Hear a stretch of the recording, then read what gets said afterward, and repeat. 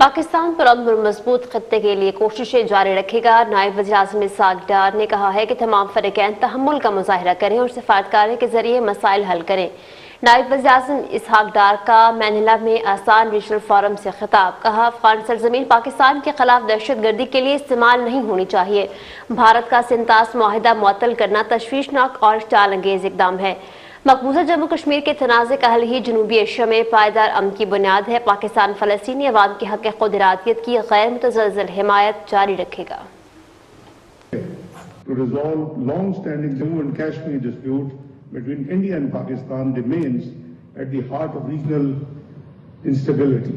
Pakistan continues to advocate a just and peaceful settlement in accordance with the UN Charter. We also remain deeply concerned India's illegal unilateral decision to place the Indus Waters Treaty in abeyance, seeking to weaponize water resources in violation of the international obligations. This threatens the lives and livelihoods of 250 million people in Pakistan.